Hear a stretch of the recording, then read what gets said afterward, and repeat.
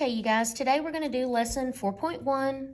We will be talking about similar polygons and corresponding angles and sides. So we're kind of continuing from lesson 4.10. All right, let's look at the warm-up. Solve the proportions.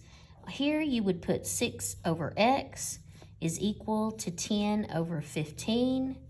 You would cross multiply to get 10x equals 6 times 15 would be 90. Divide both sides by 10, and x equals 90. On the next one, you would have 4 over 7 equals 2x plus 1 over 42. You would cross multiply here. Be careful here. This is like doing distributive property. You would have 14x plus 7 equals 4 times 42 would be 168. Subtract 7 from both sides, and you get 14x equals 161. Divide by 14, and x equals 11.5. All right, next you would have 5 over 8 equals x minus 2 over 2x. Just remember, that's like doing distributive. So cross multiply, you would get 8x minus 16 equals 5 times 2x would be 10x. Subtract 8x, and you get negative 16 equals 2x. Divide both sides by 2, and x equals negative 8. All right, let's look at the next section. In the picture, and it shows me the proportion AB over XZ is equal to BC over XY, which is also equal to AC over YZ. And then it tells you to find AB. So probably the easiest thing to do before you do anything is to set this up so that you can see exactly how these proportions would work out.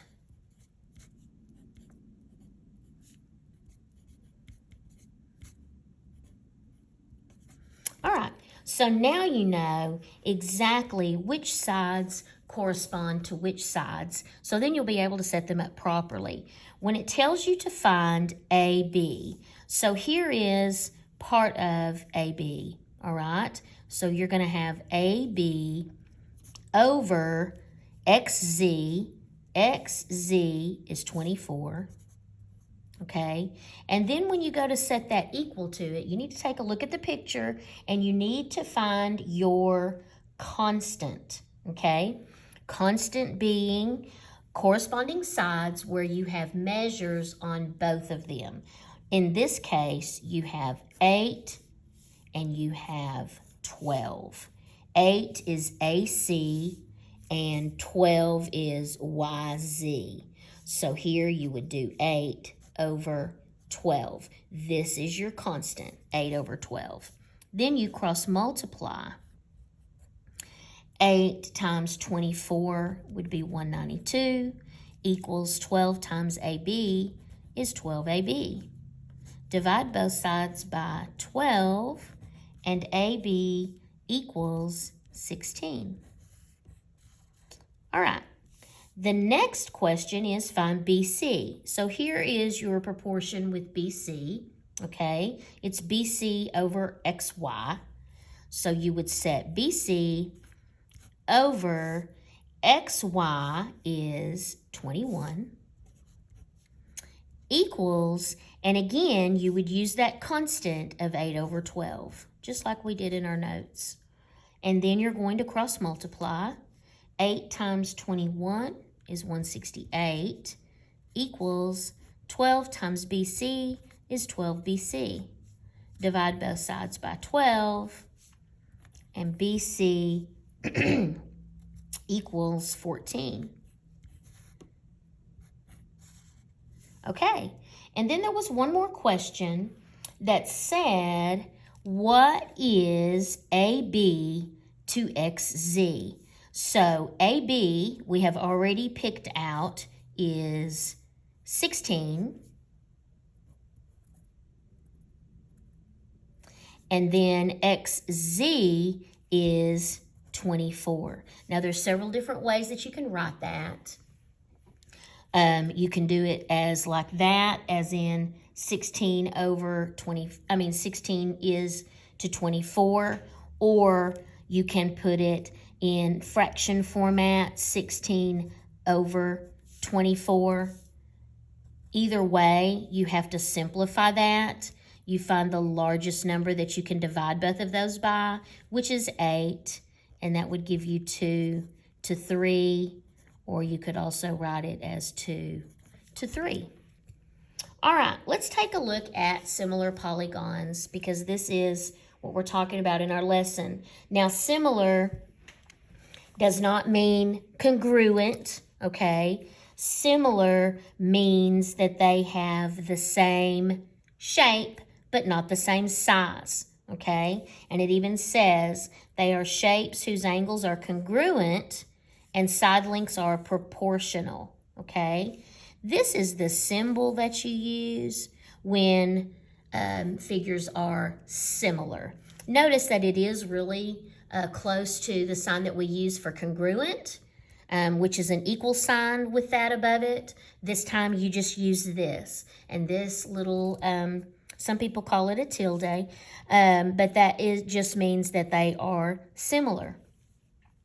Now it shows you that similar, these would be similar figures. Note that these are the same shape, but not the same size. Same shape, but not the same size, okay? Now here you have shapes of polygons that are not similar, okay? Not even remotely are any of these similar, okay? One thing to make note of is that all squares are similar. We're going to use that symbol for that, okay? And all equilateral triangles are similar. Now remember, equilateral triangles, all three sides are the same, all three angles are the same. So an equilateral triangle, wouldn't matter what the size was, they're going to be similar, and squares would be the same thing. They're going to be similar. Okay, let's move on and get some examples going here. All right, suppose triangle ABC is similar to triangle JKL. Based on the similarity statement, which angles are congruent and which sides are proportional? Now, we've talked about these kind of statements before, except we used congruent statements. Well, this time, it just has the similar symbol between them. However, the way they are written is exactly like when we studied congruent, okay? Meaning the first letter coincides with the first letter. So in other words, angle A is going to be congruent to angle J. Angle B is going to be congruent with angle K. And angle C is going to be congruent to angle L. Because remember, with similar figures, your angles are congruent, your sides are proportional. Okay, so then we take the same thing as we did with congruency statements, and this time we're going to take the side AB, and that's going to be it's going to be corresponding to JK, or it is proportionate to JK. And then that would be BC is going to be, corresponding to KL. And then CA will be corresponding and proportionate to LJ. All right, example 2. MNPQ is similar to RSTU. What are the values of X, Y, and Z? Now, don't panic when you take a look at this, okay? First of all, I want you to notice that they are similar shapes, except this one is just flipped, okay? So, N is still the point, the same as S, okay? And I hope you can see that that shape is just flipped over, okay? So don't panic when we start matching up the corresponding sides, because that's what you're going to need to do in order to find X, Y, and Z. You're going to need to find that constant like we talked about initially in lesson 4.10. Okay, so let's see. When you look at this, you can see that, and I'm going to circle and join together with a line, okay, the corresponding sides. For instance, 15 would correspond with Y, okay, and then let's see, we have this long side here would correspond with 25, so X and 25 would go together, and then lastly, you have 18, and that would definitely be corresponding with 30. So notice that this is the only side of both shapes where we have measurements on both of them. That's going to be your constant, 18 over 30. That's what you'll set the other ones to find missing sides. Not missing angles, but missing sides. Okay, so I have 18 over 30, and I'm going to set that up with X over 25. And that way I can solve for X. I will cross multiply to get 30X. And then I will cross multiply to get 450.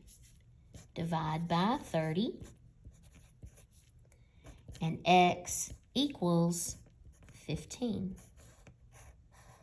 So that's part of it. Now, let's see. Y is also going to be a side. So, I'm going to use that constant, 18 over 30. Now, remember when you set these up, 18 starts on the left. So, when I go to set up to find Y, 18 is on the top, so 15 is going to be on the top over Y. And then you're going to cross multiply. 15 times 30 is 450. I have 450 again. Interesting.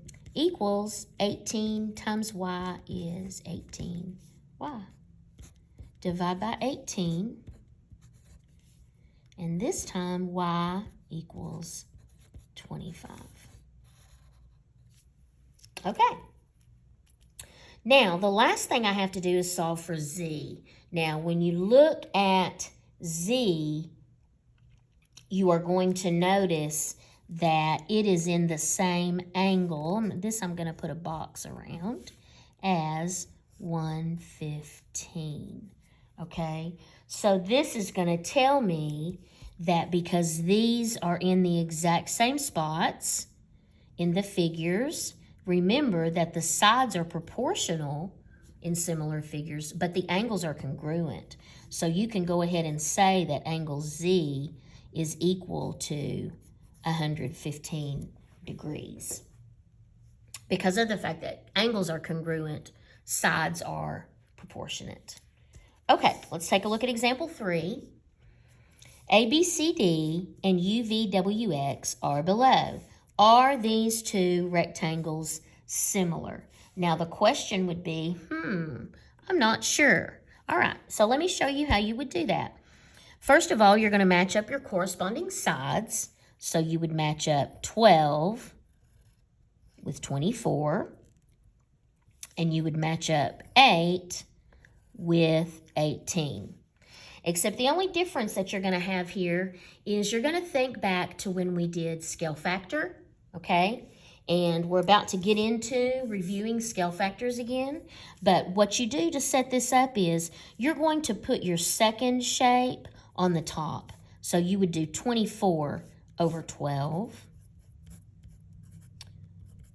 And then you would do 18 over 8. And what you're doing is you're checking to see, are they the same proportion? Well, 24 divided by 12 is 2, and 18 divided by 8 cannot be divided evenly. So what you would do is simplify that fraction, and you get 9 over 4. So do you get the same number when you set them up? The answer is no. So are they similar? No, they are not. You would have to get the same number, okay? So we just remember, you still match them up with corresponding sides. That will not change. But put the secondary shape on top each time, okay? And then when you simplify it, if you get the same number there, then yes, they would be similar. But if you don't get the same number, then no, they are not. Okay, scale factors. If two polygons are similar, we know the lengths of corresponding sides are proportional. Scale factor. In similar polygons, the ratio of one side of a polygon to the corresponding side of the other. So let's take a look at this. What is the scale factor of triangle ABC to triangle XYZ? And write the similarity statement. So what you need to remember is when you do scale factor, and it's been a while, Unit 2 actually is when we first went over this. But when you find scale factor, you're going to put the number or the dimension of the dilation on top of the exact same corresponding measurement or dimension from the original, okay? Unless they tell you otherwise, the first one is your original and the second one will be your dilation. Although sometimes they will tell you and it's different. But if they don't tell you, then your first one is the original and your second one is the dilation. So what you do is you're going to match up your corresponding sides and you're going to set this up to see, is it proportional? I'm going to start with 12. What would go with 12? 9, okay? So I'm going to put 12 over 9, and I'm first going to set each one of them up. So that means I would take 20, and I would put that over 15. And then last, I would take 12 and 16. So I'm always going to put the dilation on top, 16 over 12. Because what you're doing is you're looking at, okay, what did I go to? Where did I start? And then you compare each of those to see if they turn out to be the same proportion. When you put each of these into the calculator, if you need to, otherwise some of you know your multiplication facts well enough to know how to simplify these. When you simplified, you would divide both of those by 3, so you would get 4/3. That's the scale factor. Both of these can be divided by 5, and so that's going to give you 4/3. 16/12, both of those can be divided by 4, and it gives you 4/3. So on each of these, you get 4/3. That is your scale factor. So just remember, when you find your scale factor, you take the dimension of the measurement from your dilation and you put that over the same dimension or measurement of the corresponding side from your original, and that gives you your scale factor. Yes, it's okay to have improper fractions in your scale factor. That is not a problem. All right, moving on to example 5. ABCD is similar to AMNP. Find the scale factor and the length of BC. All right, so when we take a look at this, we can see that it's a rectangle inside of another rectangle. I have 40 here, but I don't have the top one. However, I do have this side is 45 and this smaller side is 30. So like I said, unless they tell you otherwise, the first one they give you is going to be your original. The second one they give you will be your dilation. I'm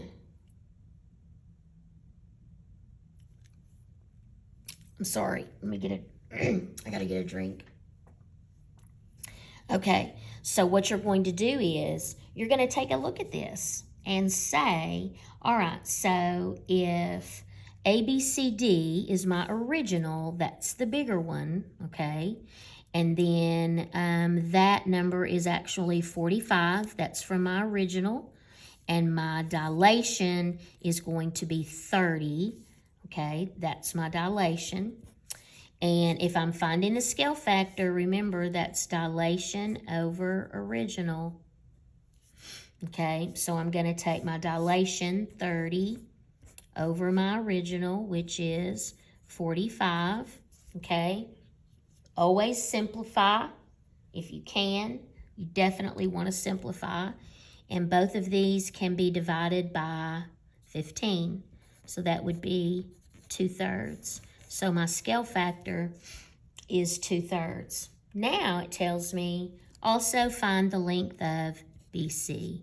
So BC is the longer side there. So when you set that up, you just want to be sure that you set it up according to your corresponding sides, and you also want to be sure that you set it up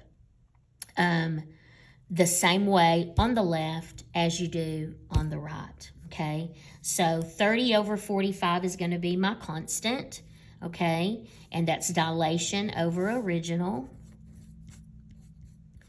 And I'm going to set that equal to the dilation over the original of the other shape, which means I'm going to set that up as 40, because 40 and 30 are here.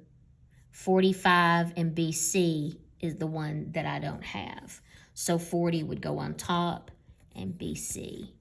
And then I would cross multiply. I'm going to get 30 BC here. And that equals 1,800. I'm going to divide both sides by 30. And BC is equal to 60. Like I told you guys, starting back in the other lesson, always make sure just what you do on the left side is the same way you set it up on the right side, and your proportions will always work out right as long as you set it up the same in both of them. All right, now it tells me to find the perimeters of ABCD and ANMP, and then find the ratio of the perimeters. All right, so to find the perimeter of ABCD, I am looking at, let's see. You guys remember perimeter is at all sides. So A, B, C, D, I have, let's see.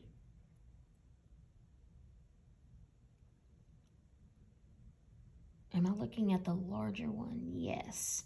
So the larger one is going to be 45 and 45 and 60 and 60, okay? And when I add all of those up, I get 210.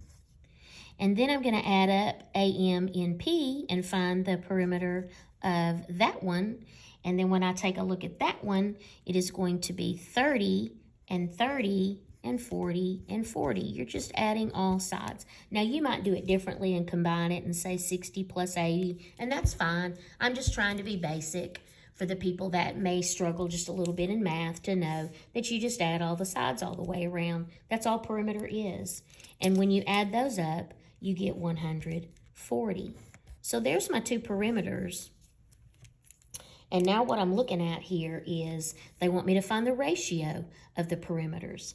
Okay, so my ratio is going to be 210 it's going to be, actually AMNP is my dilation, so I'm going to do that one. 140 over 210. That's the ratio, okay? And when I simplified that, that would simplify to 2/3. And notice that the ratio of the perimeters is the same as my scale factor, okay? Which it should be that way, because if you're taking a shape and you're making it smaller, then you're also making the perimeter smaller. So that would make sense. Okay, so now let's take a look at similar polygon perimeters, okay? The ratio of the perimeters of two similar polygons is the same as the ratio of the sides.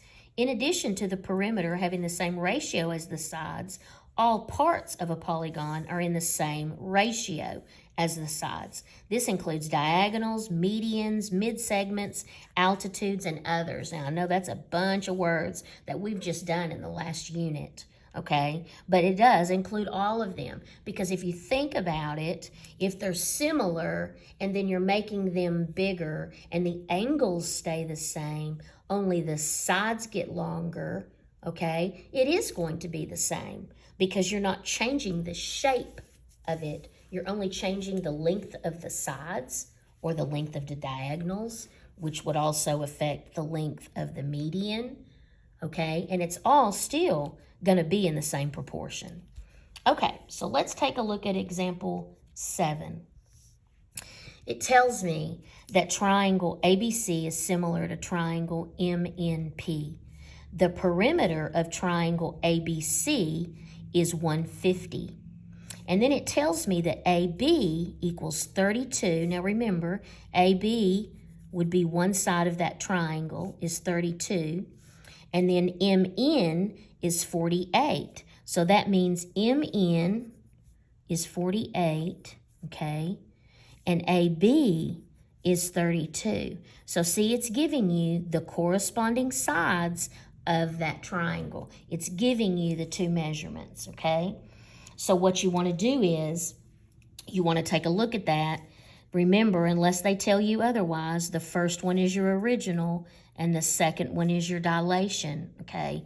They want you to find the perimeter of MNP. Well, you know the perimeter of the first one, okay? So what you're going to do is you're going to take a look at, based on how this starts at 32 and it goes up to 48, well, I'm going to figure out what the scale factor is. And then once I figure out how much bigger it's getting, then I'm able to multiply that by the perimeter of the first one, and I can find the perimeter of the second one just by knowing the scale factor, okay? So what you're going to do is you're going to take a look at your dilation over your original to figure out what is your scale factor. When you simplify that, you get 3/2. So 3/2 is my scale factor. Then all I have to do is take the perimeter of my original, 150, multiply that by my scale factor, which is 3/2.